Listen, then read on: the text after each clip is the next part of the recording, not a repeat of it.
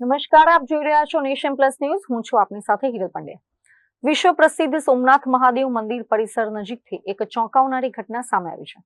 સોમનાથ મંદિરના પાર્કિંગ વિસ્તાર પાસે આવેલા સીવેજ ટ્રીટમેન્ટ પ્લાન્ટની ભૂગર્ભ ટેન્કમાં અચાનક એક દીપડાનું બચ્ચું ખાબક્યું હતું.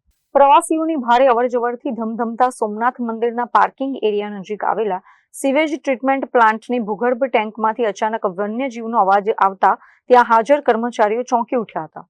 નજીક જઈને જોતા ઊંડી ટેન્કમાં દીપડાનું એક નાનું બચ્ચું પડી ગયું હોવાનું માલુમ પડ્યું હતું.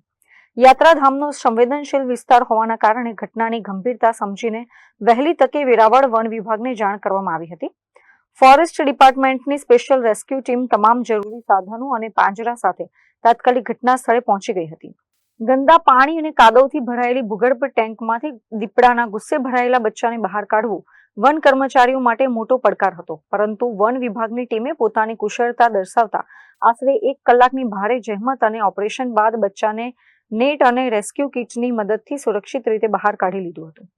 દીપડાનું બચ્ચું હેમખેમ હોવાથી વન વિભાગે તેનો કબજો મેળવી આગળની તબીબી તપાસ માટે એનિમલ કેર સેન્ટર ખાતે ખસેડવાની તજવીજ હાથ ધરી હતી.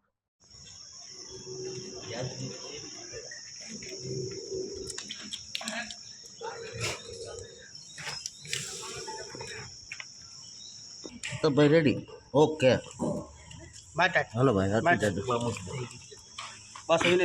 Mahesh Dodiya, nation plus news, Gir Somnath. સમાચારોના સતત અપડેટ મેળવવા માટે અમારી નેશન પ્લસ ન્યૂઝની યુટ્યુબ ચેનલને સબસ્ક્રાઇબ કરો, બેલ આઇકન દબાવો અને જોડાયેલા રહો ફેસબુક, ઇન્સ્ટાગ્રામ અને ટ્વિટર પર.